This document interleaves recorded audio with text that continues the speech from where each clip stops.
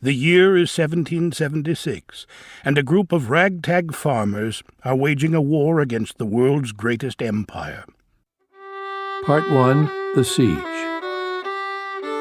The reflection upon my situation and that of this army produces many an uneasy hour, when all around me are wrapped in sleep.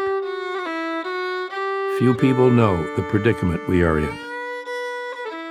General George Washington, January 14, 1776. Chapter 1. Sovereign Duty. God save great George our King. Long live our noble King. God save the King.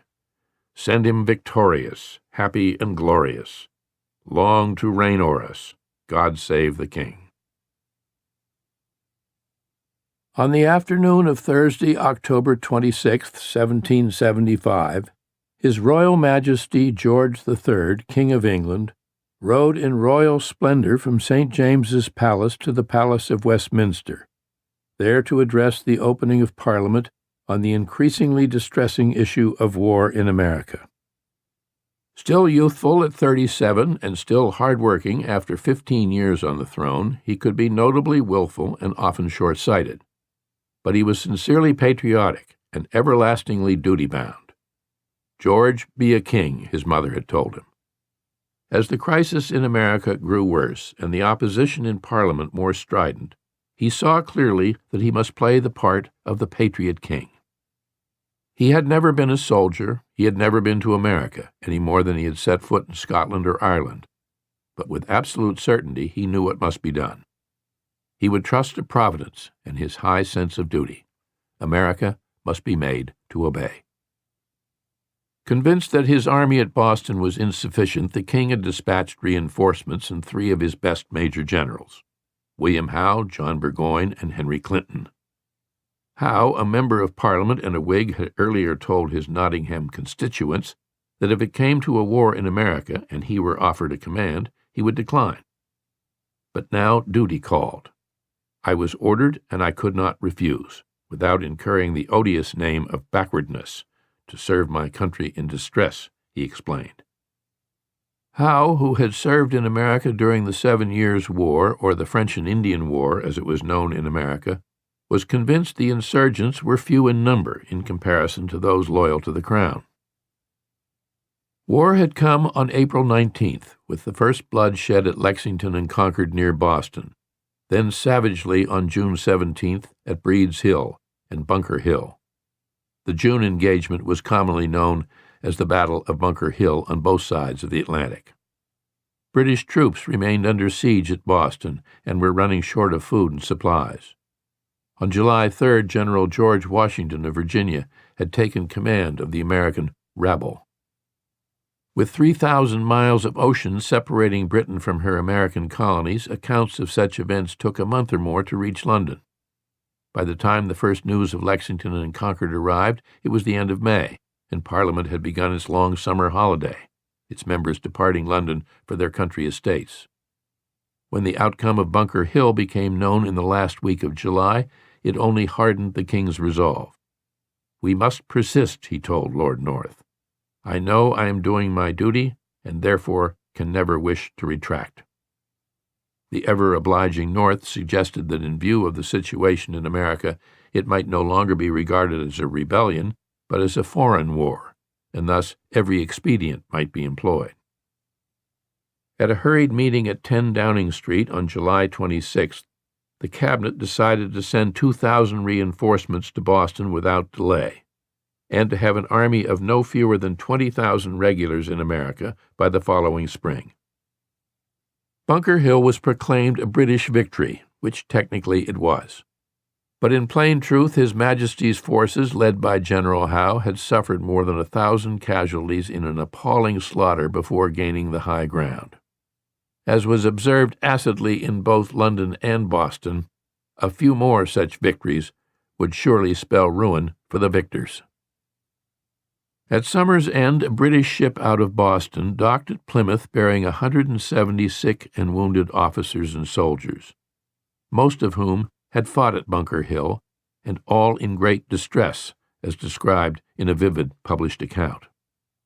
A few of the men came on shore when never hardly were seen such objects, some without legs and others without arms, and their clothes hanging on them like a loose morning gown, so much were they fallen away by sickness and want of nourishment. There were, moreover, near 60 women and children on board, the widows and children of men who were slain. Some of these, too, exhibited a most shocking spectacle. And even the vessel itself, though very large, was almost intolerable from the stench arising from the sick and wounded. With telescopes from Prospect Hill and other vantage points, the Army kept constant watch on the regulars in Boston, just as the regulars kept watch on the Army. It seemed to be the principal employment of both armies to look at each other with spyglasses, wrote the eminent loyalist Peter Oliver, former Chief Justice of the province. Washington knew little about Boston. He had been there only once, and but briefly, 20 years before, when he was a young Virginia colonel hoping for advancement in the regular army. And though each side dispatched its spies, he put particular emphasis on intelligence from the start, and was willing to pay for it. Indeed, the first large sum entered in his account book was for $333.33, a great deal of money, for an unnamed man to go into Boston for the purpose of conveying intelligence of the enemy's movements and designs. The fear that the British were preparing an attack was ever present. We scarcely lie down or rise up, but with expectation that the night or the day must produce some important event, wrote one of Washington's staff. It was in the first week of August, at the end of his first month as commander, when Washington learned how much worse things were than he knew.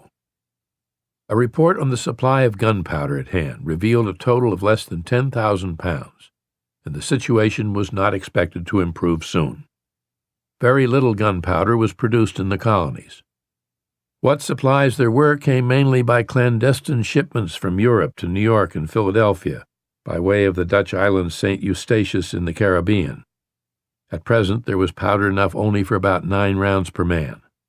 According to one account, Washington was so stunned by the report he did not utter a word for half an hour. It was midsummer by the time the first troops from outside New England began showing up, companies of riflemen from Pennsylvania, Maryland, and Virginia. Hardy men, many of them exceeding 6 feet in height, noted Dr. James Thatcher, who was himself short and slight. One Virginia company, led by Captain Daniel Morgan, had marched on a beeline for Boston, covering 600 miles in 3 weeks, or an average of 30 miles a day in the heat of summer.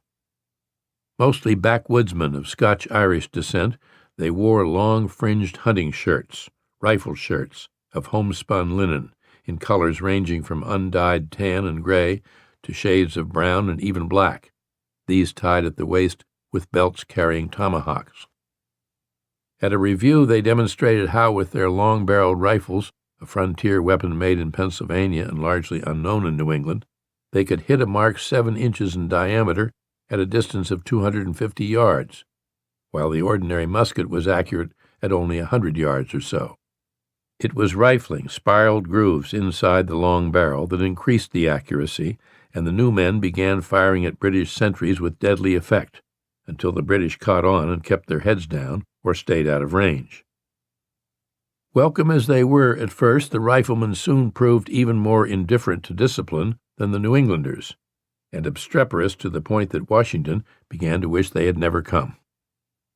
Work on defenses went on steadily, the troops toiling with picks and shovels in all weather, sometimes working through the night when the heat of day was too severe. It was endless brute labor, but they were remarkably proficient at it, far more so than their British counterparts.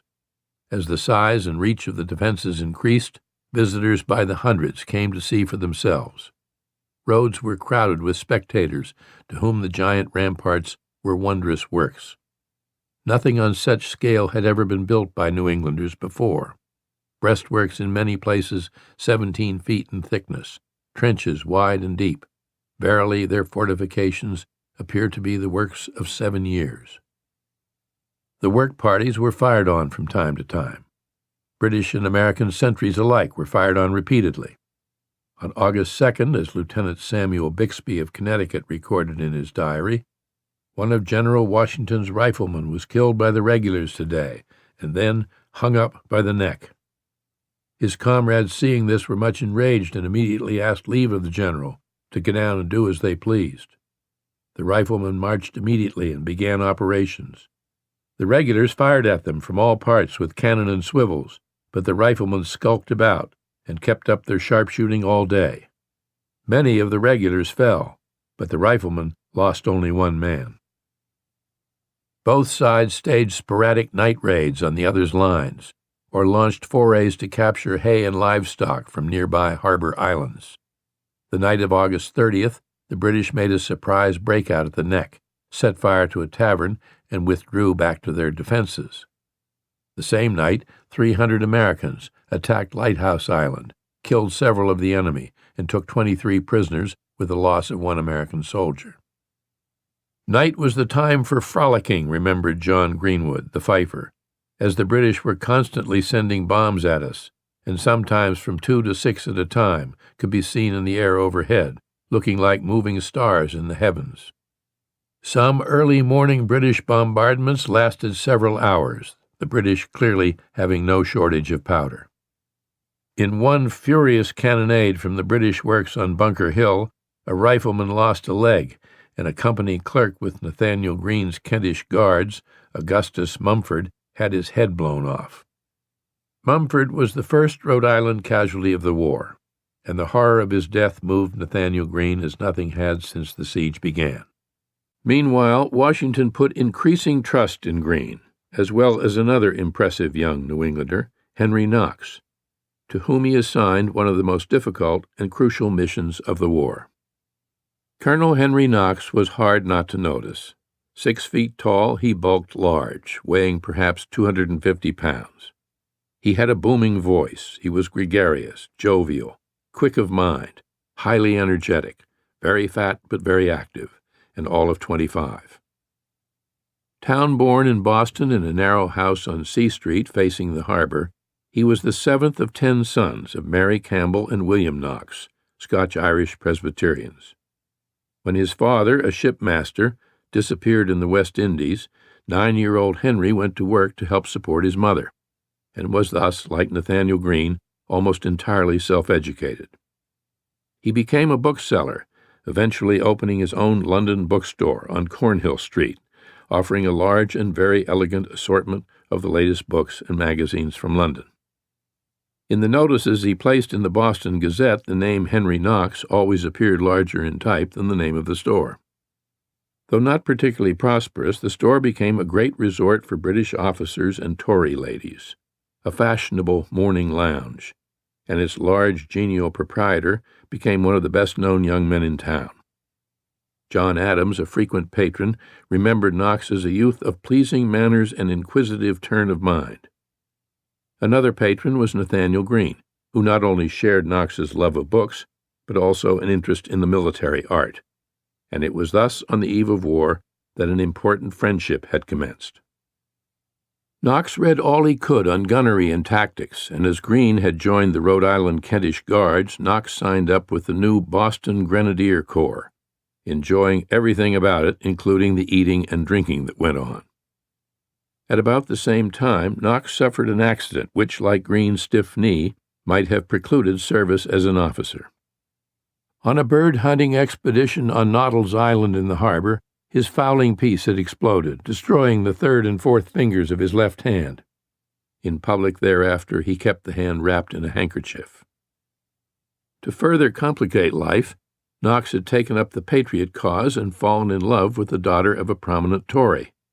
She, too, was a patron of the bookstore, a correspondingly plump, gregarious young woman named Lucy Flucker, whose father, Thomas Flucker, was the royal secretary of the province. My charmer, he called her, and neither his maimed hand nor his politics deterred her ardor. Despite the objections of her family, they were married.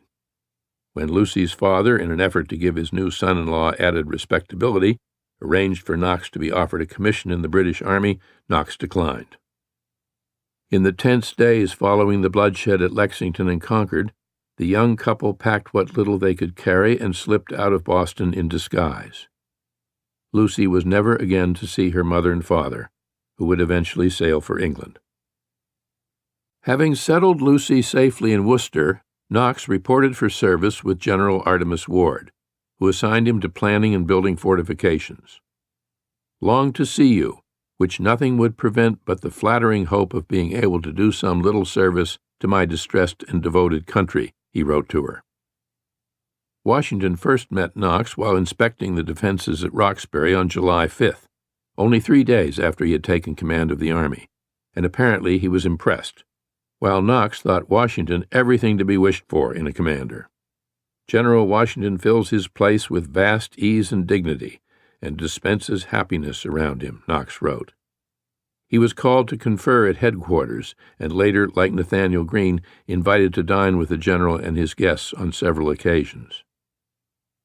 It was Henry Knox who first suggested the idea of going after the cannon at far-off Fort Ticonderoga on Lake Champlain, an undertaking so enormous, so fraught with certain difficulties, that many thought it impossible. The capture of Fort Ticonderoga from the British by Ethan Allen, Benedict Arnold, and a handful of Green Mountain Boys earlier in May had been sensational news, but the fort and its captured artillery were abandoned. When Knox told Washington he was confident the guns could be retrieved and hauled overland to Boston, Washington agreed at once and put the young officer in charge of the expedition. Like nearly everyone, Washington enjoyed Knox's company.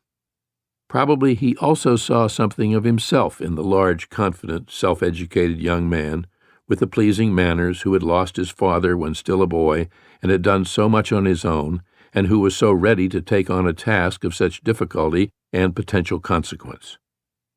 That such a scheme hatched by a junior officer in his 20s who had had no experience was transmitted so directly to the Supreme Commander, seriously considered, and acted upon, also marked an important difference between the civilian army of the Americans and that of the British.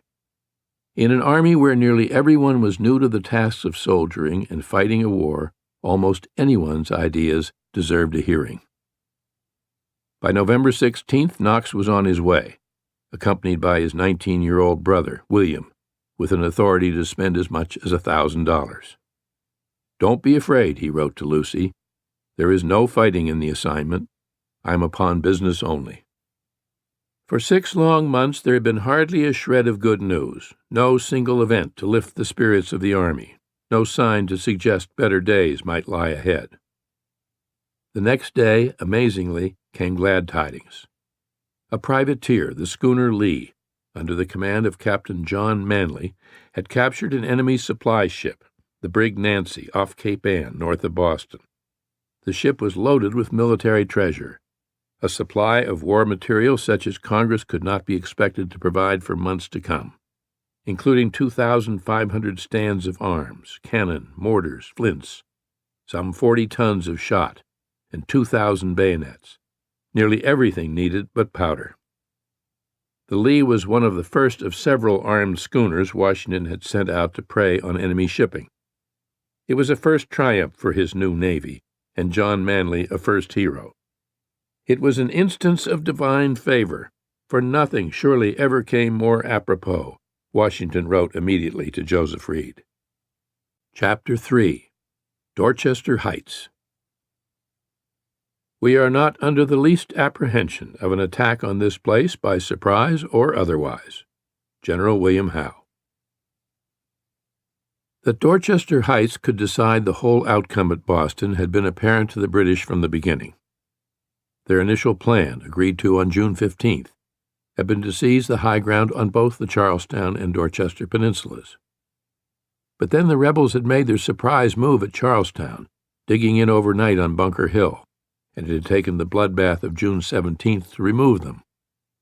The morning after the battle, in a council of war at the Province House, headquarters of the Commander-in-Chief, Thomas Gage, it was proposed by Major General Henry Clinton to move immediately on Dorchester.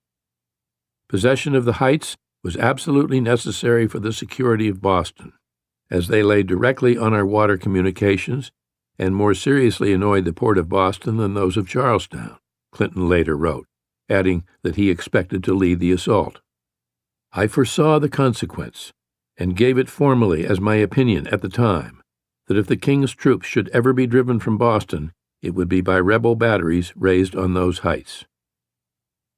But while Gage had kept Bunker Hill heavily armed with cannon and manned by 500 troops, he had done nothing about Dorchester, nor had General Howe since taking charge after Gage's departure for home in October, nor indeed had the Americans.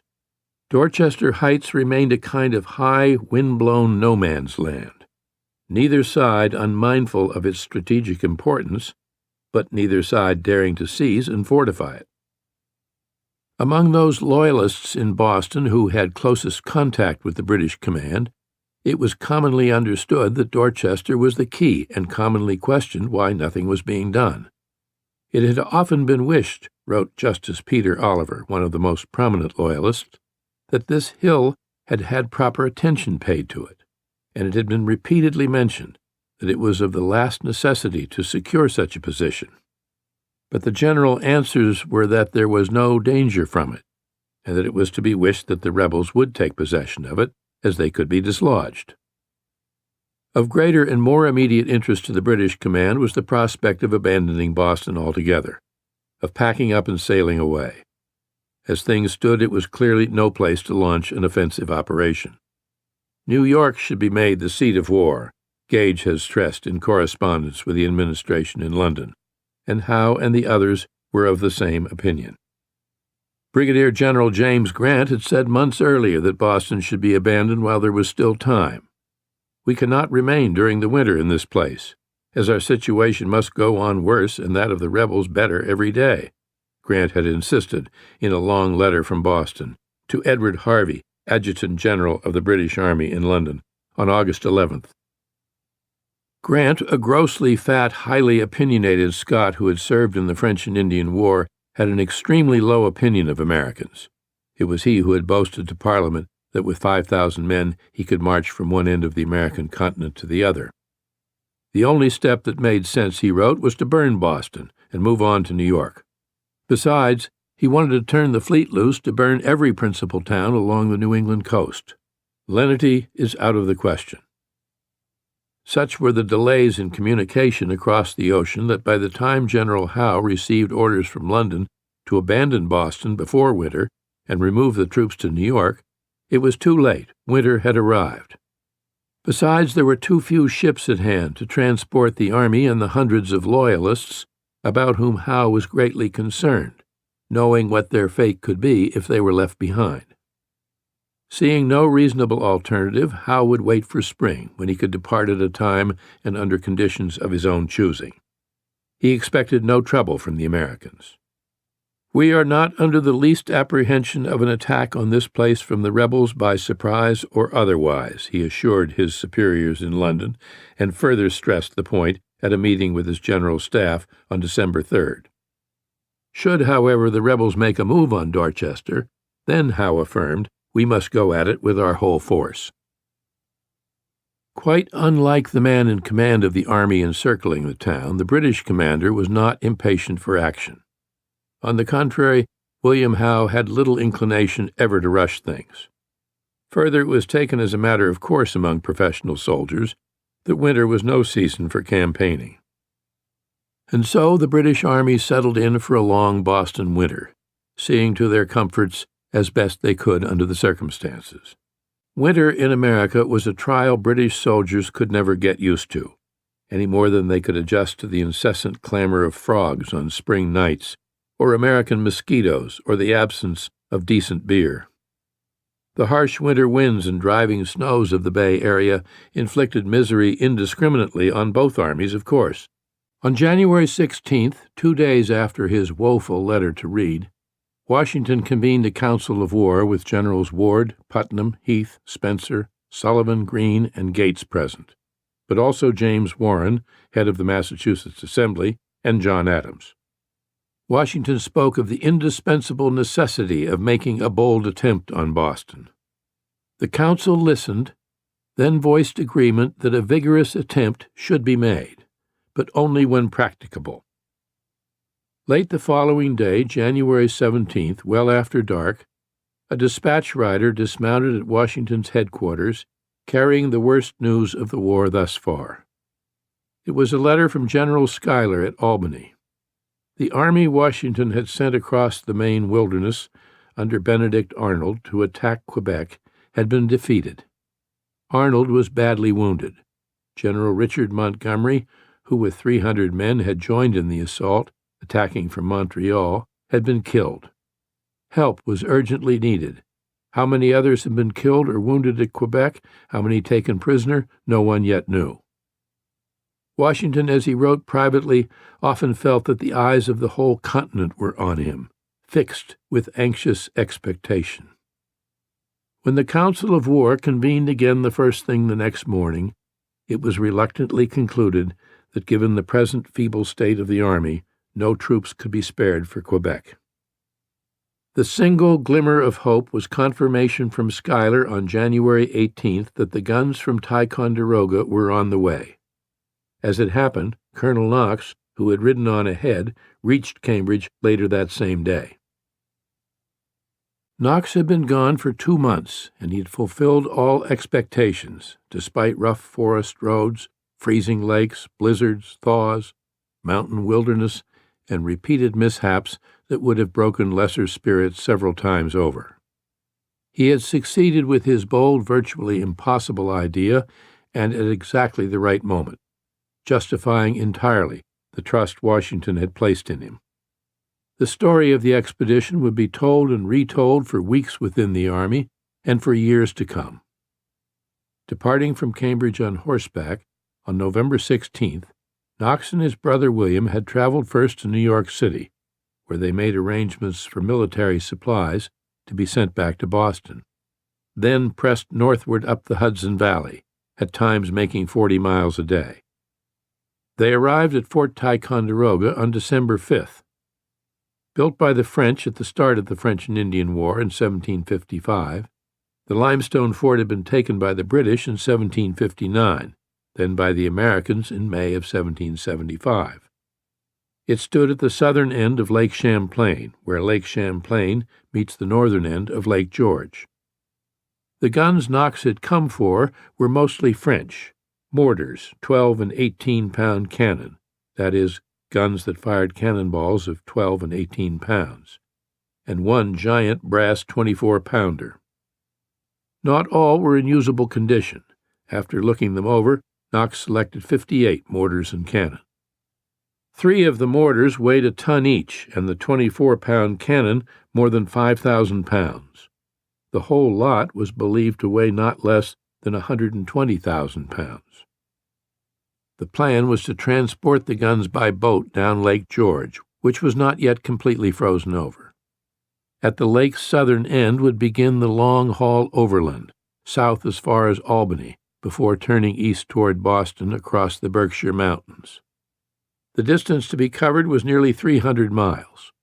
Knox planned to drag the guns on giant sleds and was counting on snow, but thus far only a light dusting covered the ground.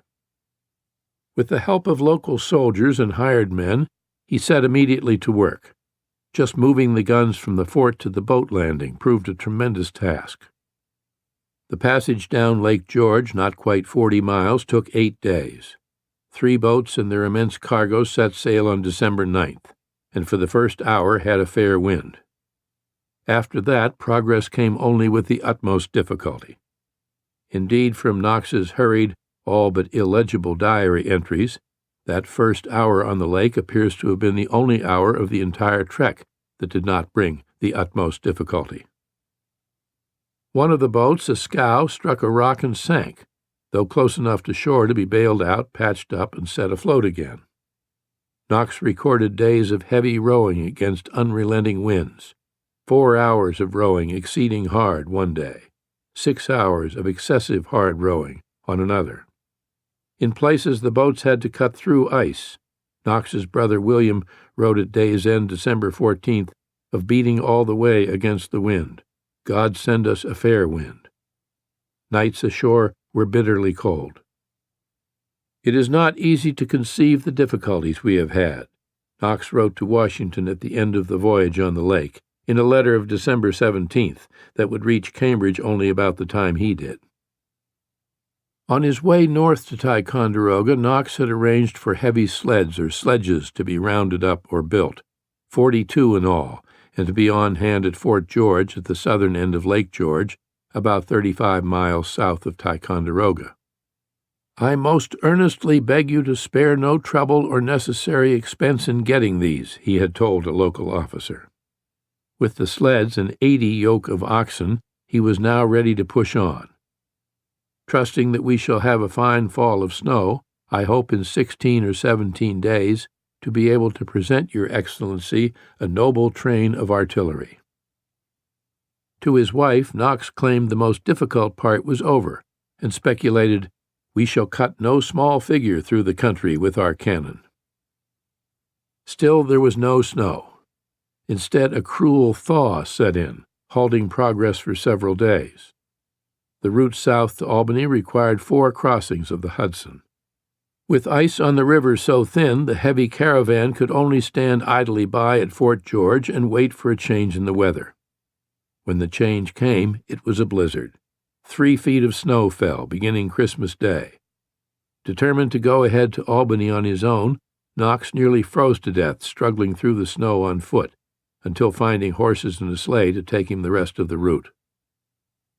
Eventually, the precious convoy pushed off from Fort George. "Our cavalcade was quite imposing," remembered John Becker, who at age 12 had accompanied his father, one of the drivers on the expedition. They proceeded slowly, laboriously in the heavy snow, passing through the village of Saratoga, then on to Albany, where Knox was busy cutting holes in the frozen Hudson in order to strengthen the ice. The idea was that water coming up through the holes would spread over the surface of the ice and freeze, thus gradually thickening the ice. On New Year's Day, the weather turned warm again. "Precious time was wasting," he wrote to Lucy. "The thaw has been so grave that I've trembled for the consequences, for without snow my very important charge cannot get along." But the temperature plunged again. On January 7th, General Schuyler wrote to Washington from his Albany headquarters, "This morning I had the satisfaction to see the 1st Division of sleds with cannon cross the river." They moved cautiously over the ice, and for several hours it appeared that Knox's holes had done the trick. Nearly a dozen sleds had crossed without mishap, until suddenly one of the largest cannons, an 18-pounder, broke through and sank not far from shore, leaving a hole in the ice 14 feet in diameter. Undaunted, Knox at once set about retrieving the cannon from the bottom of the river, losing a full day in the effort, but at last succeeding, as he wrote, owing to the assistance of the good people of Albany. On January 9th, the expedition pushed on from the eastern shore of the Hudson, with more than 100 miles still to go. Snow in the Berkshires lay thick, exactly as needed, but the mountains, steep and tumbled and dissected by deep, narrow valleys, posed a challenge as formidable as any.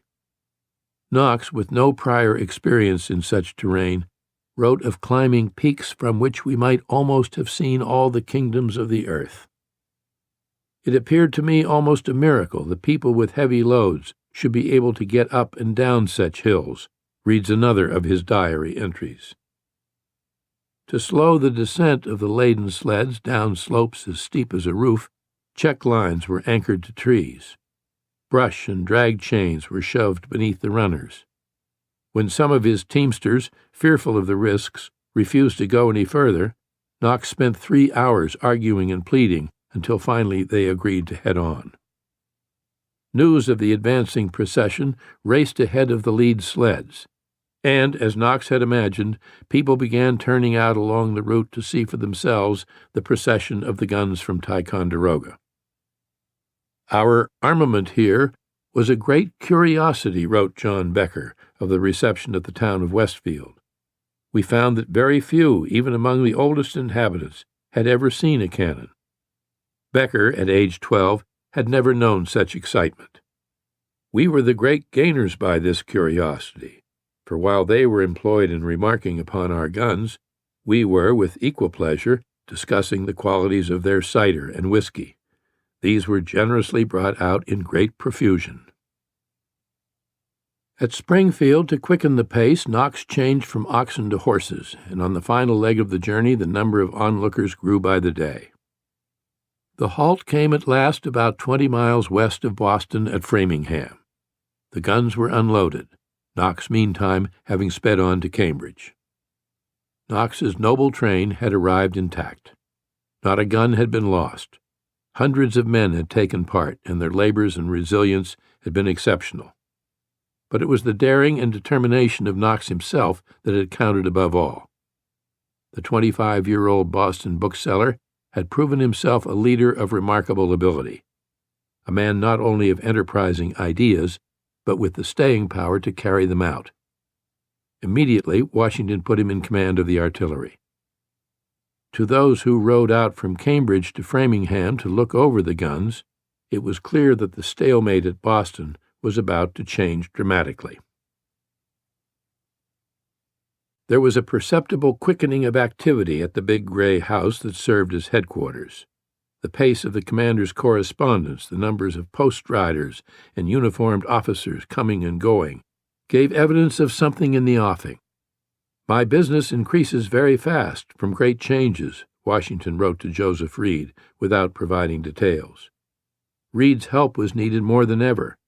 "It is absolutely necessary to have persons that can think for me as well as execute orders." The strength of the army was still deficient, the situation so serious, Washington confided, that he was obliged to use art to conceal it, even from his own officers. That he was about to take action could be read easily enough between the lines of this and other correspondence that went speeding off in the pouches of fast mail riders. The camps were alive with rumors and speculation.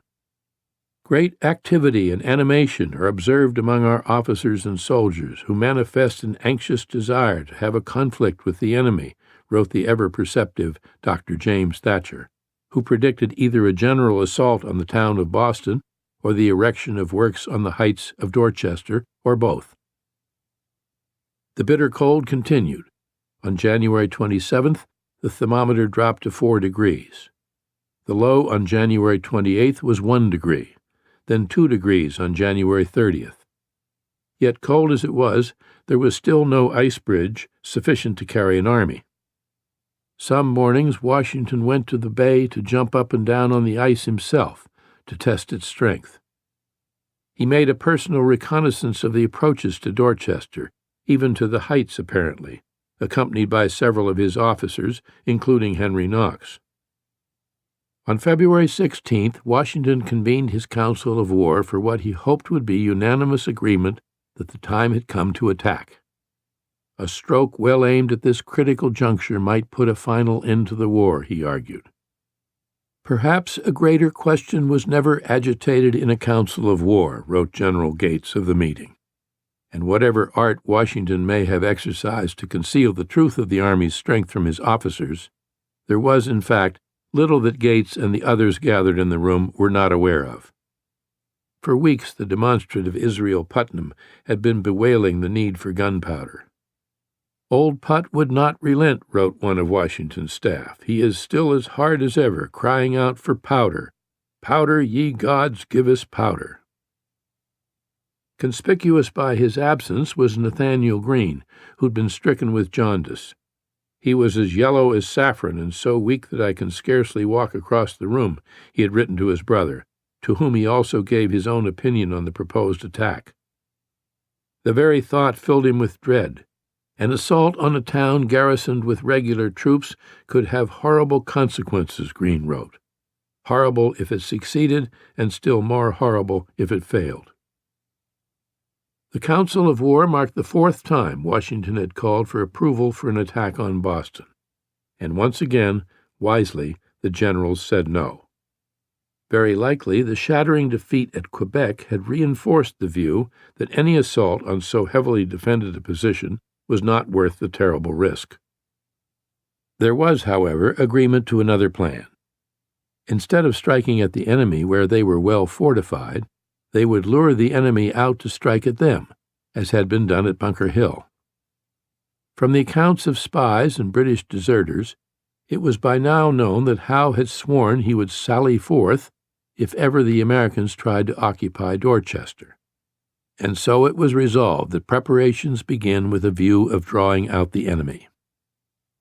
Washington was crestfallen over the decision not to attack. Behold, though we had been waiting all the year for this favorable event, the enterprise was thought too dangerous, he wrote to Joseph Reed. But perhaps he had been wrong, he gracefully conceded. Perhaps the irksomeness of my situation led me to undertake more than could be warranted by prudence. But all that was done with. The issue was now at an end, and I am preparing to take post on Dorchester. From this point on, there would be no holding back. The preparations were elaborate and mammoth in scale, and Washington threw himself into the effort, demanding that not an hour be lost. Intelligence reports that the British intended to evacuate Boston at first chance did nothing to deter him.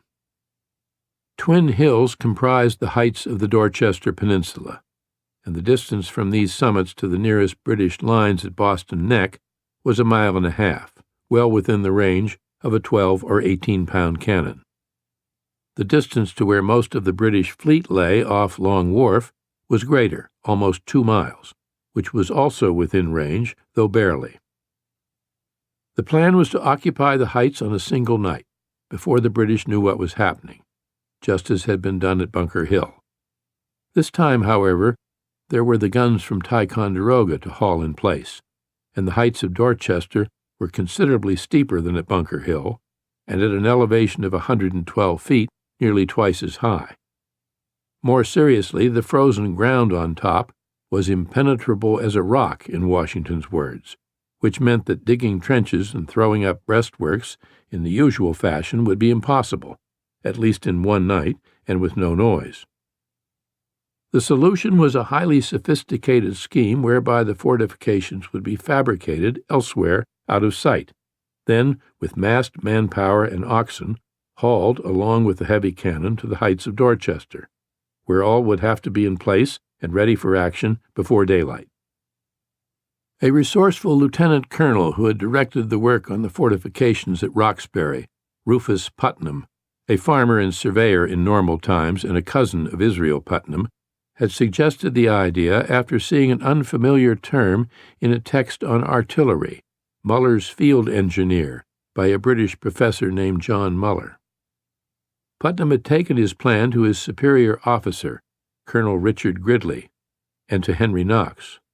In turn, the three had gone to see Washington, and in no time hundreds of men were at work building chandeliers, great timber frames that could be filled with screwed hay twisted into bales, or compact bundles of branches and brushwood called fascines. Washington also wanted barrels filled with earth set in rows in front of the parapets to add to the appearance of strength, but more importantly to stand ready to be rolled down the steep slopes on the advancing enemy.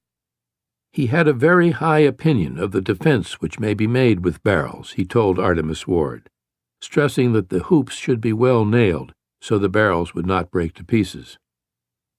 To divert the enemy and drown out the noise of the work parties, Washington planned to precede the operation with night barrages of artillery fire from Roxbury, Cobble Hill, and Lechmere Point, where a number of guns from Ticonderoga had been newly emplaced.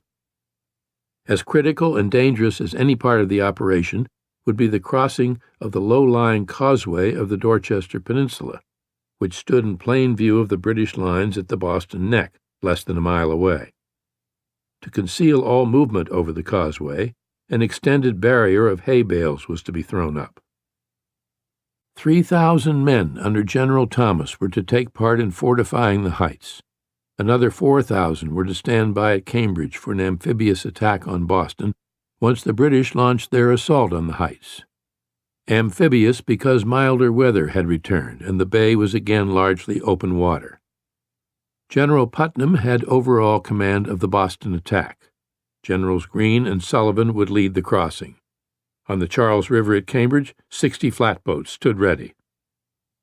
To bring the Army to maximum strength, 2,000 Massachusetts militia were called out, while work details were dispatched to round up wagons, carts, and 800 oxen. At the Army's hospital in Cambridge, thousands of bandages were being prepared, and additional beds made ready. Notices in the Boston Gazette, published in Watertown since the start of the siege, called for volunteer nurses. For miles around Boston, everybody seemed to know someone or someone who knew someone who was in the know about what to expect. Bets were wagered on what would happen and when. In the surrounding towns, tension and fear grew by the day. "It is generally thought that there will be something done amongst you very soon," Sarah Hodgkins wrote from Ipswich to her husband Joseph. "The preparations increase and something is daily expected. Something terrible it will be," wrote Abigail Adams to her dearest friend, who had since returned to Philadelphia. "I have been in a continual state of anxiety and expectation. It has been said tomorrow and tomorrow for this past month, but when the dreadful tomorrow will be, I know not." The date had been settled. The move on Dorchester would begin after dark on March 4th and be completed by first light the morning of March 5th. The anniversary of the Boston Massacre. How many hundreds, perhaps thousands, understood what was unfolding, even in some detail, no one knew. Yet success depended on secrecy. To this end, Washington ordered a stop to all communication with Boston.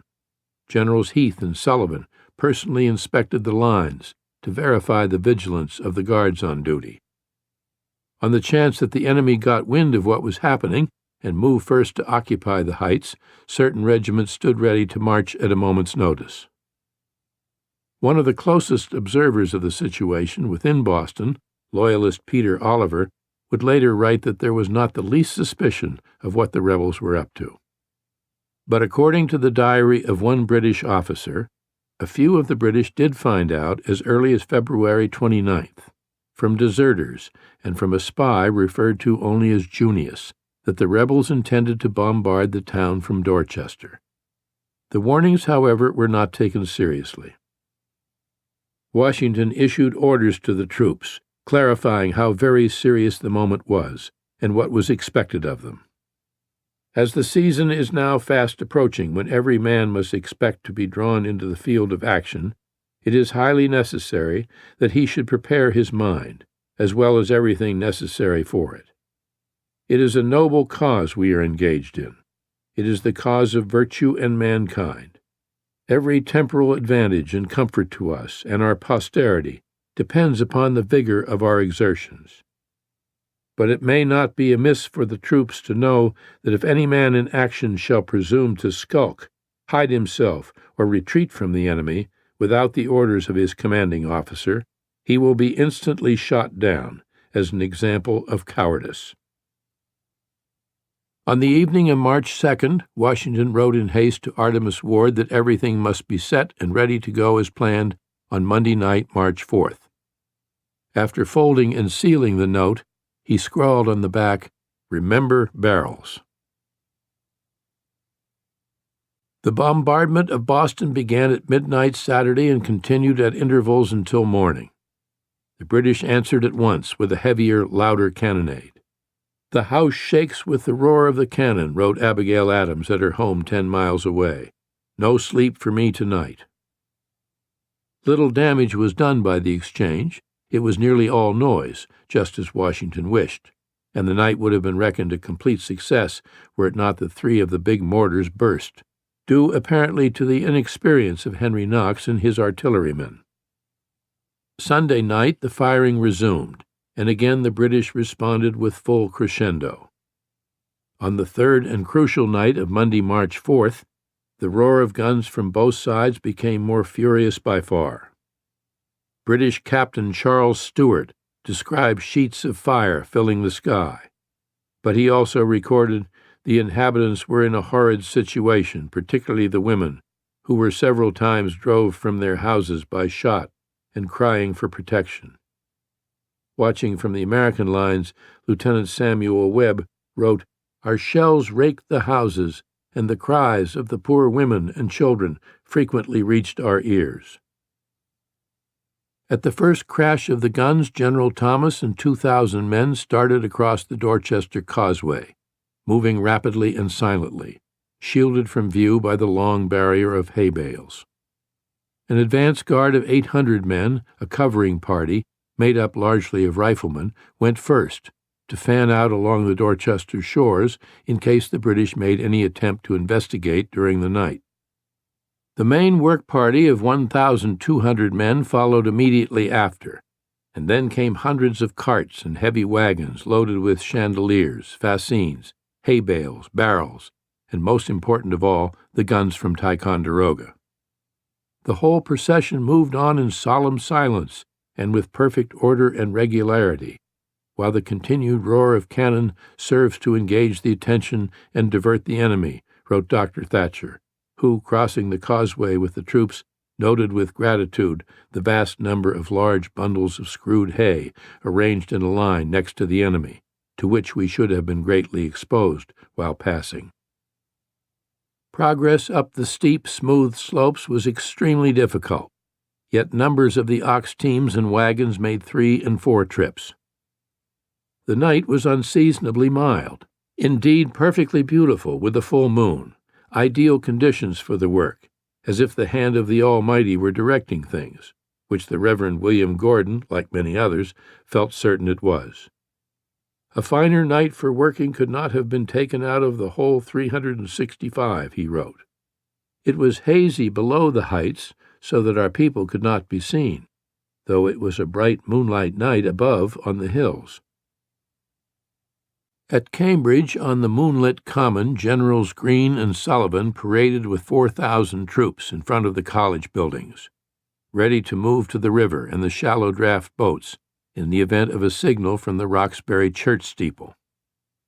Recounting the night's events later, General Thomas would say it was as early as 10 o'clock when the fortifications on the heights were sufficiently ready to defend against small arms and grape shot. It was also about 10 when a British lieutenant colonel, Sir John Campbell, reported to Brigadier General Francis Smith that the rebels were at work on Dorchester Heights. It was news that called for immediate action, but Smith, a stout, slow-moving, slow-thinking veteran of 30 years' service, chose to ignore it. And from that point on, the work proceeded unnoticed by any other British officers or troops on guard, or by any of the Loyalists in Boston who served as willing eyes and ears for the British. On the heights, men toiled steadily with picks and shovels, breaking the frozen ground for earth and stone to fill the chandeliers and barrels. At 3 in the morning, a relief force of 3,000 men moved in, and an additional 5 regiments of riflemen took up positions near the shore. By the first faint light before dawn, everything was ready, with at least 20 cannon in place. It was an utterly phenomenal achievement. General Heath was hardly exaggerating when he wrote, "Perhaps there never was so much work done in so short a space of time." At daybreak, the British commanders looking up at the heights could scarcely believe their eyes. The hoped-for, all-important surprise was total. General Howe is said to have exclaimed, "My God, these fellows have done more work in one night than I could make my army do in 3 months." The British engineering officer, Archibald Robertson, calculated that to have carried everything into place as the rebels had, a most astonishing night's work, must have required at least 15,000 to 20,000 men. Howe, in his official account, would be more conservative and put the number at 14,000. Later that spring, one of the London papers would carry portions of a letter attributed to an unnamed officer of distinction at Boston. 5th March. This is, I believe, likely to prove as important a day to the British Empire as any in our annals. We underwent last night a very severe cannonade, which damaged a number of houses and killed some men. This morning, at daybreak, we discovered 2 redoubts on the hills of Dorchester Point, and 2 smaller works on their flanks. They were all raised during the night, with an expedition equal to that of the genie belonging to Aladdin's wonderful lamp. From these hills they command the whole town, so that we must drive them from their post or desert the place. The shock of discovery threw the British into utmost consternation. Their immediate response, a thunderous 2-hour cannonade, proved nothing, as their guns could not be elevated sufficiently to strike a target so high. Meantime, from his flagship, Admiral Molyneux Sholden, who had replaced Admiral Graves, sent an urgent, unequivocal message to William Howe. Not a ship in the harbor could remain unless the rebels were removed from their position. It was not that the ships were directly under the guns on the heights, as some later accounts gave the impression. At such a distance of nearly 2 miles, a direct hit would be a lucky shot. Still, the ships were theoretically within range, and lucky shots were known to happen. Howe could dally no longer. With his generals gathered at the Province House at mid-morning, he made his decision. He would attack, as he had vowed he would, and as his pride and honor demanded. He had no intention of staying in Boston, but that now seemed beside the point. Being who he was, he could not possibly accept the prospect of being outdone by the ragtag enemy, even if the carnage that had resulted from such an attack at Bunker Hill was as well known to him as to any man alive. 2,000 troops were ordered to proceed by ship down the harbor to Castle Island, from where the attack on Dorchester would be launched at nightfall. Captain Archibald Robertson thought the plan little short of madness and said so to others. Writing in his diary during the course of the day, he called it the most serious step ever an army of this strength in such a situation took, considering the state the rebels' works are in and the number of men they appear to have under arms. The fate of the whole town was at stake, not to say the fate of America. These were his sentiments, he declared, and he listed the names of the officers he had spoken to, hoping they could persuade Howe to change his mind and embark from Boston as quickly as possible. But starting about noon, the big transports loaded with troops began pushing off from Long Wharf. Years later, recalling the morning of March 5th on Dorchester Heights, John Trumbull would write, "We saw distinctly the preparations which the enemy were making to dislodge us. The entire waterfront of Boston lay open to our observation, and we saw the embarkation of troops from the various wharves. We were in high spirits, well prepared to receive the threatened attack." Dr. Thatcher, setting events down in his journal as they unfolded that anxious day on the heights, wrote of the swarms of spectators covering the nearby hills, waiting to see a bloody battle. Sometime in the course of the day, the exact hour is not known, Washington arrived to survey the defenses and the panorama below. His Excellency General Washington is present, animating and encouraging the soldiers, recorded Thatcher, and they in return manifest their joy and express a warm desire for the approach of the enemy. Each man knows his place and is resolute to execute his duty, he continued. Our breastworks are strengthened, and among the means of defense are a great number of barrels filled with stone and sand, arranged in front of our works, which are to be put in motion and made to roll downhill to break the ranks and legs of assailants as they advance. These are the preparations for blood and slaughter. Gracious God, if it be determined in thy providence that thousands of our fellow creatures shall this day be slain, let thy wrath be appeased, and in mercy grant that victory be on the side of our suffering, bleeding country. According to Reverend William Gordon, Washington called on those within the sound of his voice to remember it is the 5th of March, and avenge the death of your brethren. It was immediately asked what the general said by those who were not near enough to hear, and as soon answered. And so from one to another through all the troops, which added fresh fuel to the martial fire before kindled. Describing the troops drawn up at Cambridge, waiting for the order to attack, Washington himself said he never saw spirits higher.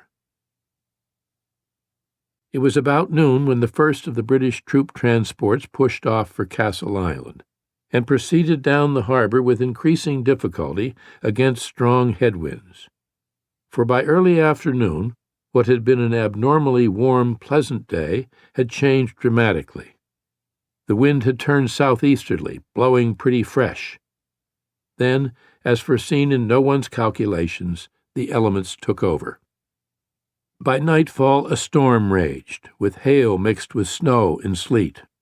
By midnight the wind blew almost a hurricane. Windows were smashed, fences blown over.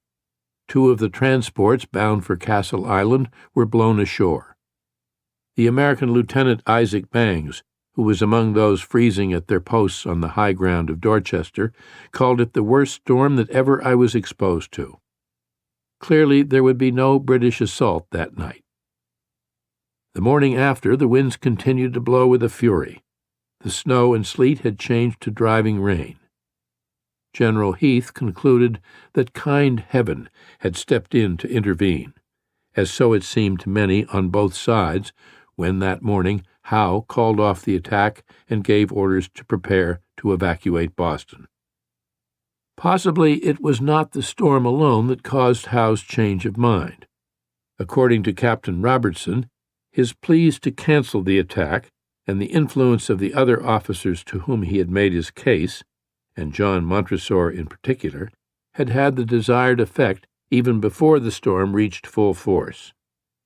From what Robertson wrote in the final lines of his diary entry for the day, it would seem that the storm had merely given Howe an easy out. It is now 8 o'clock in the evening. We went to headquarters at 7. After waiting some time, Captain Montresor came down from the general and told me he had been in council and had advised the going off, embarking altogether, that Lord General Hugh Percy and some others seconded him, and that the general said it was his own sentiments from the first, but thought the honor of the troops concerned. So it is agreed immediately to embark everything. Interestingly, Isaac Bangs, in his account of the day, wondered whether the intent of the whole British expedition to Castle Island was never anything more than to make a parade, and if the storm was only a good excuse. In the view of General James Grant, however, there was never a doubt of Howe's desire to attack. Indeed, we had often talked over the subject and agreed that if the rebels made that move to their right, to Dorchester, we must either drive them from that post or leave Boston. According to Grant, everything had been prepared, and the plan to attack was immediately formed, the redoubts to be stormed by troops in column, and not to load, that they might be under an absolute necessity of making use of their bayonets. Howe, in his own official account, was to say, "I determined upon an immediate attack with all the force I could transport." He added, "The ardor of the troops encouraged me in this hazardous enterprise."